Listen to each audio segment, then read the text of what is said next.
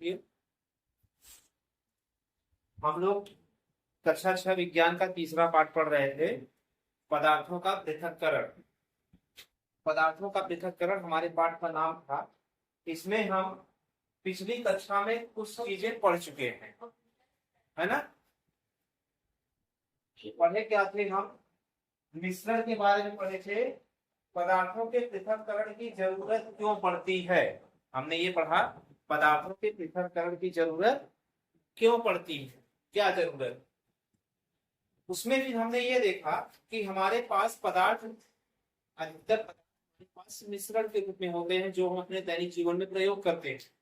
जैसे हम अपने दैनिक जीवन में अगर खाने पीने की चीजों की बात की जाए तो अनाज, हमारे पास अनाज होते हैं। अनाज में अक्सर कुछ न कुछ अशुद्धियां मिली होती हैं, उनको अलग करना होता है, ठीक है ना।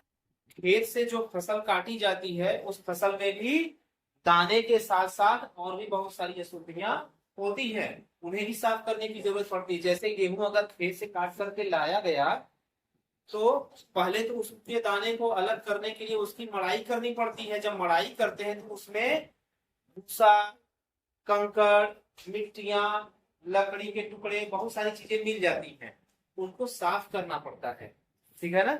इसी को कहा जाता है पदार्थों का पृथक्करण। यानी कि जो हम अपने दैनिक जीवन में पदार्थ प्रयोग कर रहे हैं, उन पदार्थों को शुद्ध करने के लिए हमें पदार्थ करने की जरूरत पड़ती है। ठीक, अगर हमें शुद्ध पदार्थ अलग करना है, अशुद्ध पदार्थ अलग करना है, तो हम क्या करेंगे? पृथक्करण करेंगे। ठीक, आपने देखा कि हमारे आसपास परिवेश में बहुत सारी ऐसी चीजें हैं, जैसे वायु है, कई गैसों का मिश्रण होती है। दूध में भी कई तरह के चीज मिले होते हैं जिनको अवयव कहते हैं, जैसे जल मिला है, वसा मिला है, प्रोटीन मिला है, कार्बोहाइड्रेट, विटामिन, ये सारी चीजें जल में, दूध में मिली होती है। ठीक, और खिचड़ी में देखो क्या क्या चीजें मिली होती हैं, आइसक्रीम में, चाय में। इस तरह से हमारे पास बहुत सारे मिश्रण होते हैं। इन मिश्रणों से हमें इनके अवयव को अलग करने की आवश्यकता पड़ती है। जैसे चाय में इतनी चीजें मिला करके जब चाय पका देंगे तो पीने के लिए हमें इसको छानना पड़ेगा ना। तो छान करके क्या अलग कर रहे हैं? उस अशुद्धियों को अलग कर देते हैं, और जो चाय जो पीने योग्य होती है उसे अलग कर लेते हैं, ठीक है। आगे फिर हमने क्या देखा? शुद्ध पदार्थ और मिश्रण में अंतर देखा था। शुद्ध पदार्थ क्या होते हैं, मिश्रण क्या होते हैं, ठीक है ना। शुद्ध पदार्थ में एक ही प्रकार के कण मिले होते हैं पदार्थ के। अशुद्ध पदार्थ में एक या एक से अधिक प्रकार के, दो या दो से अधिक प्रकार के कण मिले होते हैं। शुद्ध पदार्थ का संगठन निश्चित होता है और अशुद्ध पदार्थ का संगठन निश्चित नहीं होता है। शुद्ध पदार्थ की अपनी विशेषताएं होती हैं, मतलब जो शुद्ध पदार्थ होता है उसमें केवल उसी पदार्थ के ही गुण होंगे, ठीक है ना। नमक अगर देखें शुद्ध रूप में तो नमक में केवल नमक के ही गुण होंगे। नमक में मीठापन या नमकीनपन, नमकीनपन के अलावा उसमें मीठापन या तीखापन नहीं होगा। लेकिन अगर यही मिश्रण है, नमक में हम चीनी अगर मिला दें तो उसका स्वाद बदल जाएगा, उसमें नमक और चीनी दोनों का स्वाद मिलेगा। पदार्थ की प्रकृति में अगर देखते हैं तो शुद्ध पदार्थ समांग मिश्रण होते हैं और अशुद्ध पदार्थ समांग और विषमांग दोनों तरह के होते हैं। ठीक, ये देख लिया था हमने। तत्व और यौगिक देख लिया हमने। तत्व क्या होते हैं, यौगिक क्या होते हैं, इसे हम पहले पिछली कक्षाओं में अच्छे से पढ़ चुके हैं, तत्व और यौगिक के बारे में। आगे देखते हैं समांगी मिश्रण और विषमांगी मिश्रण में अंतर। समांगी मिश्रण क्या है, विषमांगी मिश्रण क्या है? समांगी मिश्रण का मतलब कि मिश्रण में जो भी अवयव मिले हैं वो अवयव मिश्रण में अलग अलग देखे नहीं जा सकते, है ना। जैसे अगर हम एक बर्तन लें, उस बर्तन में, एक बर्तन लें, इस बर्तन में हम पानी ले लें, फिर पानी ले करके इसमें नमक और चीनी दोनों को घोल दें तो दोनों पानी में पूरी तरह से घुल जाएंगी। घुलने के बाद हम नमक और चीनी को अलग अलग नहीं देख सकते। ये हो गया समांगी। और बिस्मांगी मिश्रण क्या होता है, बालू के टुकड़े अगर हम बालू ले करके उसको पानी में मिला दें तो पानी और बालू को अलग अलग देखा जा सकता है कि नहीं। पानी और बालू में अगर मिक्स कर दें दोनों को एक साथ तो पानी को अलग और बालू को अलग देखा जा सकता है, ये होता है बिस्मांगी मिश्रण। अब इसके आगे हमने देखा था मिश्रण के अवयवों को अलग अलग करने की क्या आवश्यकता है, क्यों अलग अलग करते हैं। तो हमने आवश्यकता देखी, जरूरत क्या है। जैसे पृथक्करण प्रक्रम में अगर हम देखें, बनी हुई चाय से चाय की पत्तियों को पृथक करना तथा चावलों से कंकड़ पृथक करना, ये हमारी आवश्यकता। हम चाय बनाते हैं तो उसको वैसे ही नहीं पी लेते हैं। चावल दाल अगर डालते हैं पकाते हैं तो वैसे ही कंकड़ युक्त मिट्टी युक्त या खरपतवार युक्त दाल या चावल हम नहीं पकाते। हमारी आवश्यकता है कि उसमें से अशुद्धियों को निकाल दें। ठीक, तो अलग अलग तरीके से निकालते हैं, दाल से अलग तरीके से निकालेंगे, चावल से अलग तरीके से, चाय से अलग तरीके से। क्या करना होता है हमारा काम, हमारा काम है हानिकारक अशुद्धियों को दूर करना। और अशुद्धियों को दूर करने के बाद हम उन अशुद्धियों को फेंक देते हैं और जो शुद्ध पदार्थ जो होता है प्रयोग करने के लिए हम उसका प्रयोग कर लेते हैं। समुद्री जल से नमक बनाना होता है तो नमक बनाने के लिए हमें जो लाभदायक अवयव है उनका उपयोग करेंगे और ये जानकारी मिल जाएगी कि नमक में कौन कौन से पदार्थ मिले हुए हैं। ठीक, जरूरत क्या है, हम लाभदायक अवयव का प्रयोग कर लेते हैं। इस तरह से जो प्रदूषित जल है, प्रदूषित जल से हमारी जरूरत होती है हम पानी शुद्ध पानी को अलग कर लें और अशुद्ध पदार्थ जो होता है उसे अलग कर दें, शुद्ध का उपयोग कर लें। ठीक, यहाँ तक हम लोगों ने पिछले क्लास में सब पढ़ लिया था। अब इसके आगे पढ़ेंगे। अभी तक आपने केवल ये देखा कि हमें पदार्थ को शुद्ध करने की जरूरत क्यों पड़ती है, समझे ना। अभी तक देखा आपने कि हमें शुद्ध करने की जरूरत क्यों पड़ रही है, क्या जरूरत, क्या हम बिना मिश्रण को शुद्ध किए प्रयोग नहीं कर सकते। तो हमने देखा बहुत सारे ऐसे पदार्थ होते हैं जिनको अगर हम अशुद्ध रूप में प्रयोग करते हैं तो हमारे स्वास्थ्य के लिए हानिकारक हो सकते हैं, पर्यावरण के लिए भी हानिकारक हो सकते हैं। इसलिए हमारी जरूरत होती है कि हम पदार्थ को पहले शुद्ध कर लें फिर प्रयोग करें। ठीक, अभी आपने देखा जरूरत। अब हमारे पास मिश्रण तरह तरह के होते हैं, जैसे कभी कभी दूध पानी या किसी द्रव पदार्थ में अशुद्धियां मिली होती हैं, है ना। जैसे पानी में अगर बालू के कण मिले हैं उनको कैसे अलग करेंगे, चावल में कंकड़ और मिट्टी मिली हुई है उसको कैसे अलग करेंगे।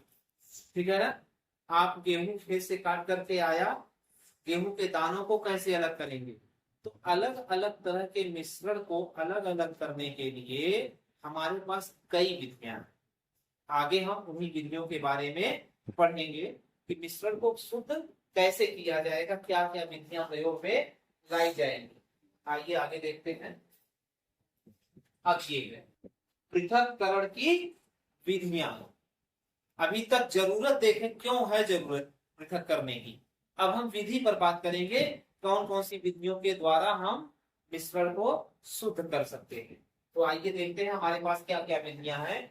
वैसे मिश्रण हमारे पास इन रूपों में मिलते हैं, मिश्रण जो होते हैं वो हमारे पास इन रूपों में मिलते हैं। कैसे मिश्रण मिलते हैं, ठोस पदार्थों को ठोस से पृथक करना। कभी कभी हमारे पास ऐसे मिश्रण होते हैं जिनमें ठोस पदार्थ है उसमें अशुद्धि भी ठोस मिली हुई है, जैसे चावल दाल अनाज, ये देखते हो ना अनाजों में चावल में दाल में ये सब अनाज ही है ना, इनमें ठोस अशुद्धियां मिली होती, जैसे कंकड़ ठोस है, लकड़ी के टुकड़े ठोस हैं, गेहूं में अगर गांठ या भूसे के दाने हैं ये क्या है, ठोस अशुद्धियां है ना। ठीक है ना, जब ठोस पदार्थ में ठोस अशुद्धि मिली हो तब हमारे पास ये 5 तरीके हैं साफ करने के। कौन कौन से, फटकना और पुसाना, दूसरा क्या है फ्रेशिंग, फटकना और ओसाना को विनोविंग कहते हैं। और थ्रेसिंग है। तीसरा है तरीका बीनना। बीनना को हैंड पिकिंग, हाथ से चुनना, हाथ से बीनना, ये हैंड पिकिंग होता है। अगला है चालना, सीविंग। चालना देखे हो, चलनी से जैसे चाला जाता है वो। ऊर्ध्वपातन, ऊर्ध्वपातन मतलब सब्लिमेशन। जब किसी ठोस पदार्थ में ठोस अशुद्धि मिली हो तब इन 5 तरीकों का प्रयोग करेंगे। इन 5 में से भी पांचों एक ही चीज के लिए नहीं, अलग अलग तरह के लिए अलग अलग चीज नियम। ठीक है, देखिए दूसरा है अघुलनशील ठोस पदार्थों को द्रव से पृथक करना। जब किसी द्रव में अघुलनशील ठोस मिला हो, जैसे द्रव है हमारा पानी, पानी में अगर बालू मिट्टी मिल गया तो क्या बालू और मिट्टी पानी में घुल के गायब हो जाता है? नहीं। तो ये क्या है? अघुलनशील हुआ ना। अघुलनशील का मतलब जो घुले ना, पानी में या दूध में या तेल में इस तरह की अशुद्धि मिल जाए जो उसमें घुले ना, आपको दिखती रहे कि हाँ इसमें क्या मिला हुआ है, उसको आप किन किन तरीकों से अलग करेंगे। तो द्रव में अगर ठोस अशुद्धि मिली हुई है अघुलनशील, तो उसको हम ये विधियों से अलग करते हैं।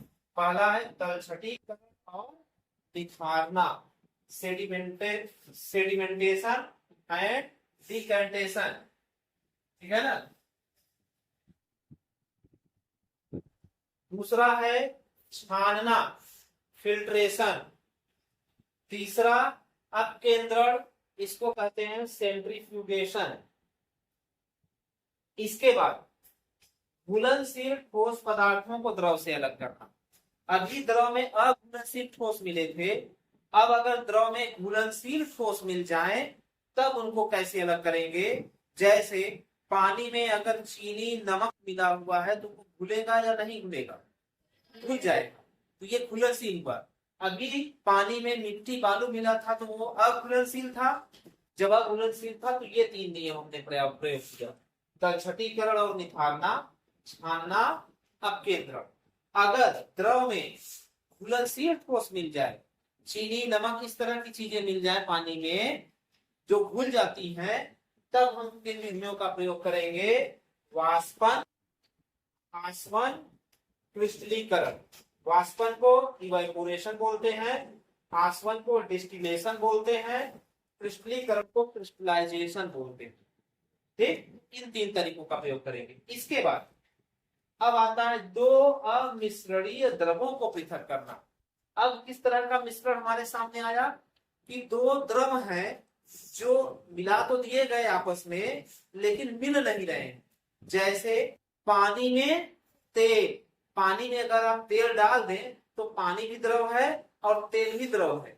अगर आप पानी में तेल को मिलाते हैं तो दोनों घुलेंगे नहीं, तेल अलग तैरता रहेगा, पानी अलग रहेगा, आप अलग देख सकते हैं। लेकिन जब उनको अलग करने की बात आई, अगर आप उनको छन्नी से छानना चाहेंगे, जैसे ही आप छन्नी में तेल मिला हुआ पानी डालेंगे तो पानी के साथ साथ तेल भी छन के आ जाएगा ना।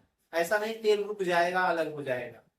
तो आप कौन सी विधि का प्रयोग करेंगे? अगर ऐसा हो गया तो पानी में तेल अगर मिल गया तो आप कैसे अलग करेंगे?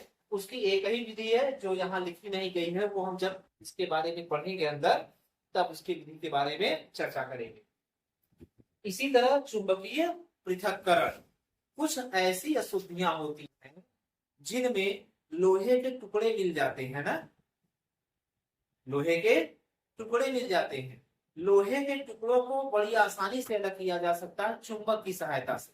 अगर आपके पास अनाज है या कुछ ऐसा चीज है जिसमें लोहे के टुकड़े मिल गए, आपको शंका है कि इसमें लोहे के टुकड़े हैं, कैसे अलग करें? उनको अलग करना बहुत आसान है। जिस मिश्रण से लोहे के टुकड़ों को अलग करना है उस मिश्रण में चुंबक को ले जाकर के आप घुमा दीजिए, जो लोहे का टुकड़ा होगा वो चुंबक में चिपक के बाहर आ जाएगा। इसको कहते हैं चुंबकीय पृथक्करण। इसी तरह से है क्रोमैटोग्राफी।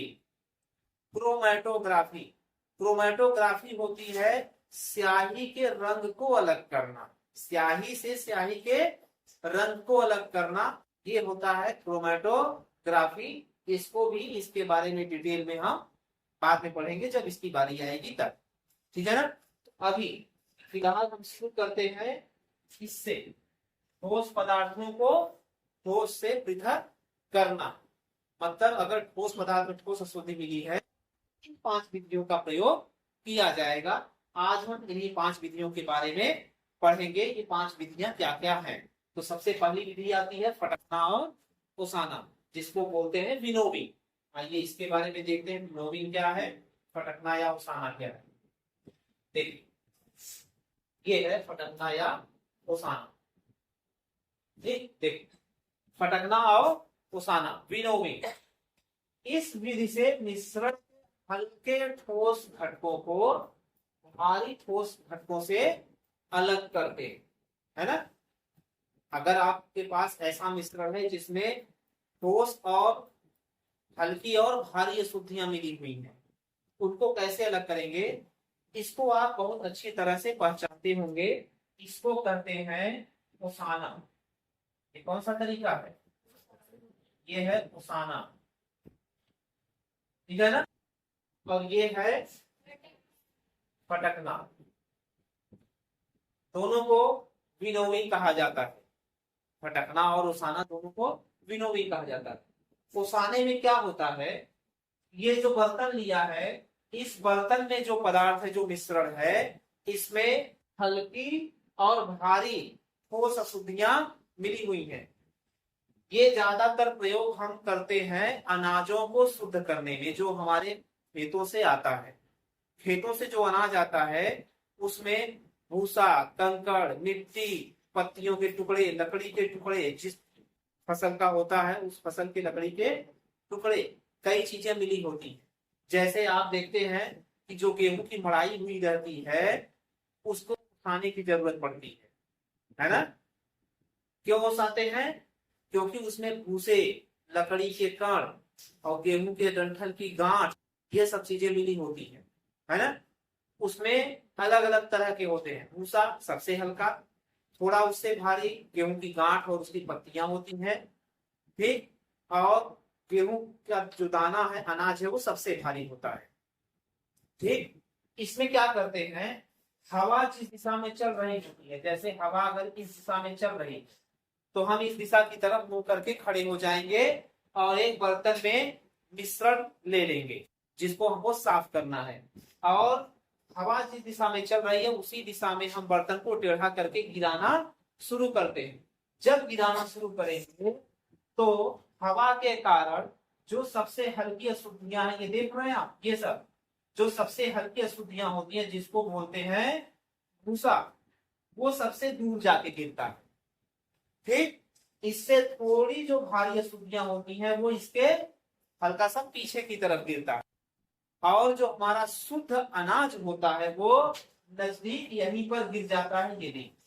ये हमारा शुद्ध अनाज है, यहाँ पे इधर भूसा आके गिर जाएगा, यहाँ पे थोड़ा भारी जो कण है वो गिरेगा।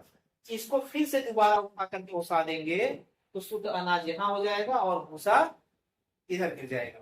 तो ओसाने वाले तरीके से हमने साफ करना देख लिया। अब फटकने वाले से देखिए क्या होता है।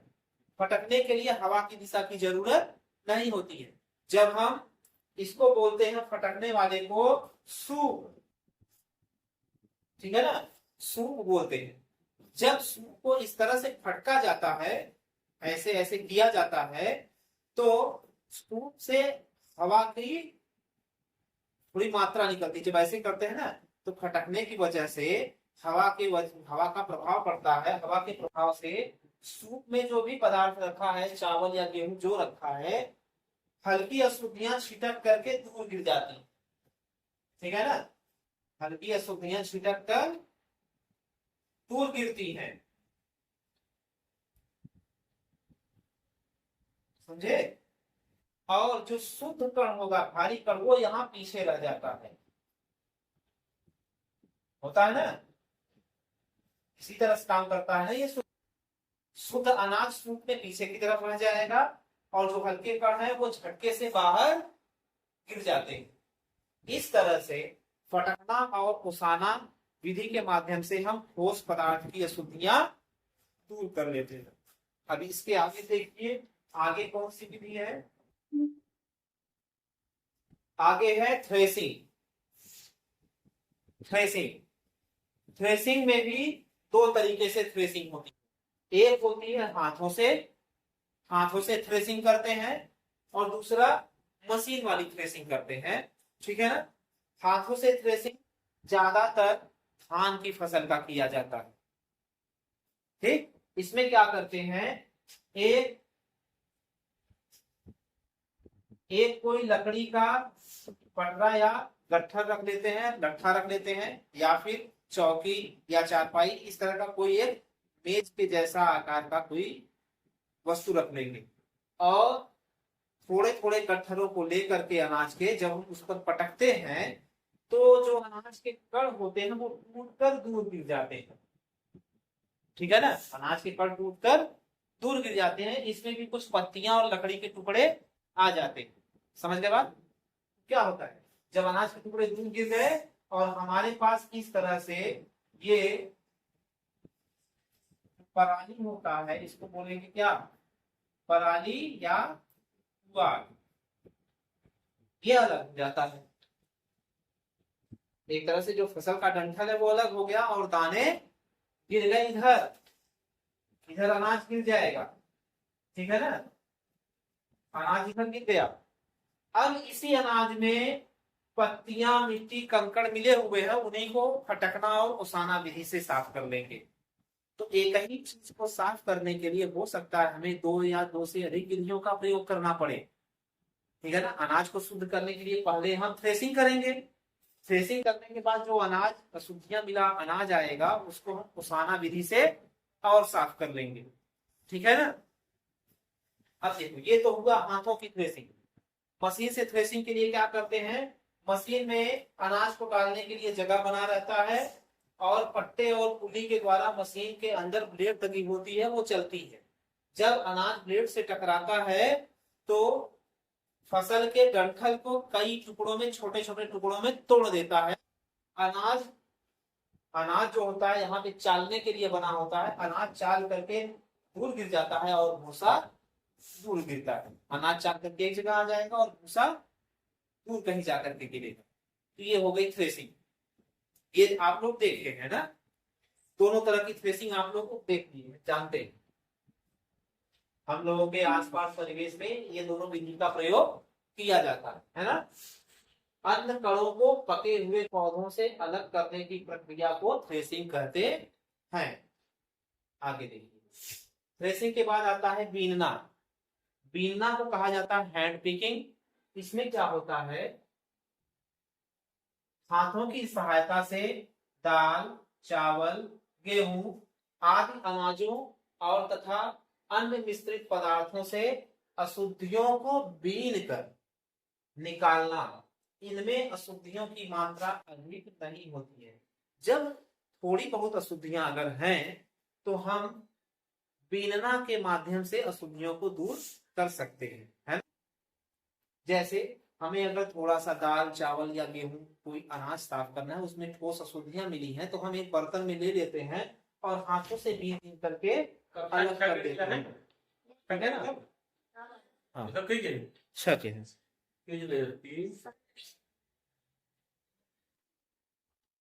देखिए, जब अशुद्धियों की मात्रा कम होगी, हम एक बर्तन में अनाज को ले लेंगे। लेने के बाद उसे हाथों से अशुद्धियों को बीन बीन करके अलग कर देंगे। जैसे आप यहाँ देख रहे हैं, इधर शुद्ध चावल है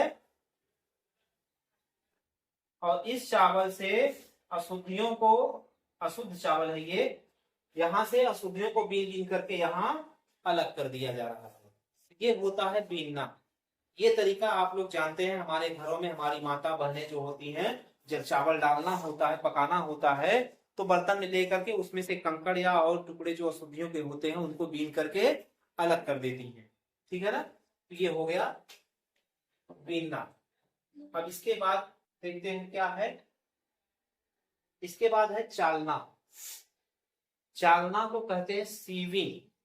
सीविंग मीन्स चालना होता है। इस विधि में क्या होता है, जब पदार्थ में अशुद्धियों की मात्रा बहुत ज्यादा हो, जो अशुद्धियां अभी आपने देखा बीनना या हस्त चयन विधि से हमने अलग किया। थोड़ी अशुद्धियां अगर होती हैं तो बीन करके तो थोड़े से समय में हम अलग कर लेंगे, लेकिन उसी में अगर ज्यादा अशुद्धि मिली है तब कितनी देर बैठ करके बीनेंगे, उब जाएंगे ना, उसमें ज्यादा समय लगेगा। अगर अशुद्धियों की मात्रा ज्यादा हो जाए तब हम प्रयोग करेंगे चालना विधि का। इसमें क्या होता है, जब अशुद्धियों की मात्रा बहुत ज्यादा हो और हाथ से बीन कर अलग न किया जा सके तब चालना विधि का प्रयोग करते हैं।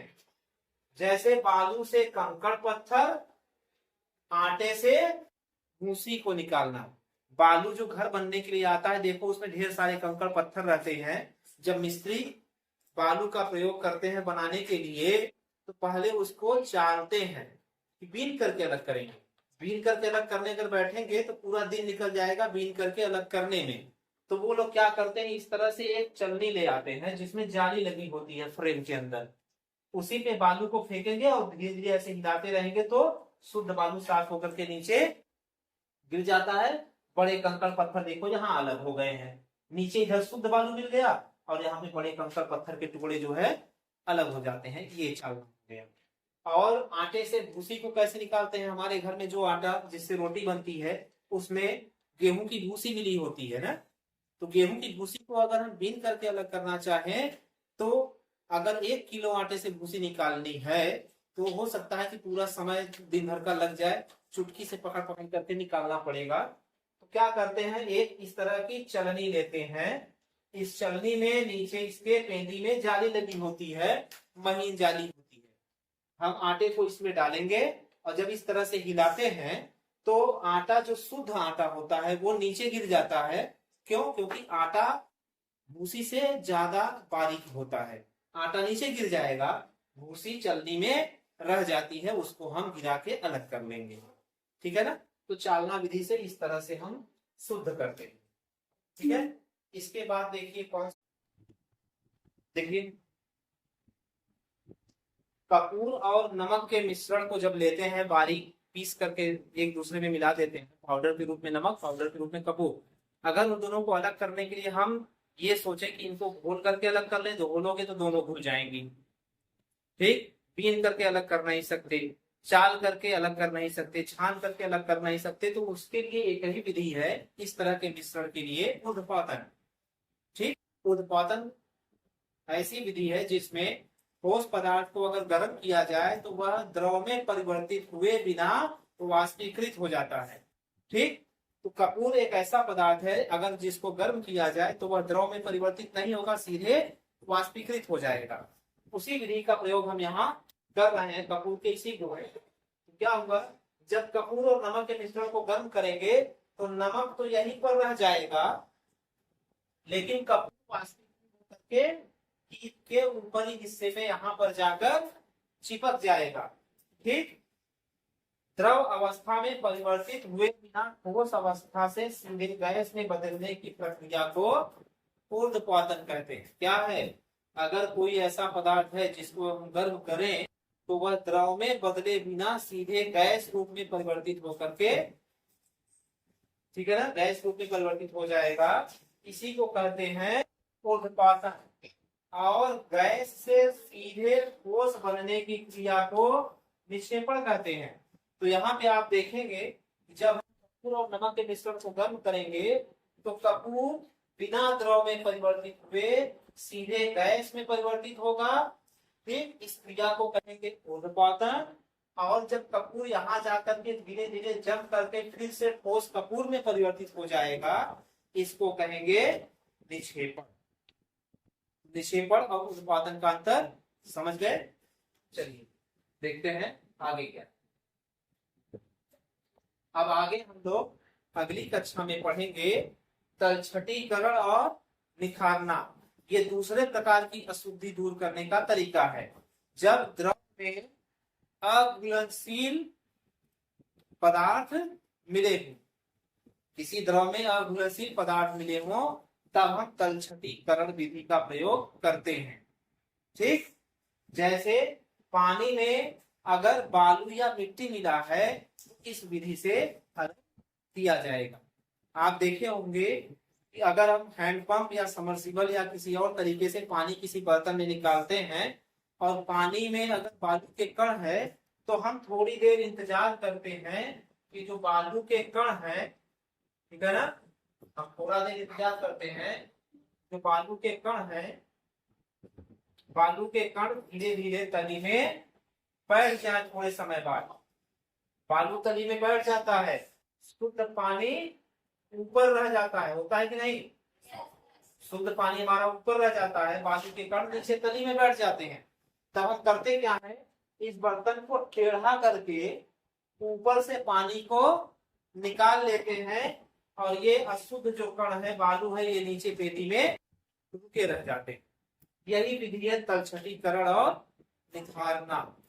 इसके बारे में हम अब अगले क्लास में पढ़ेंगे। ठीक।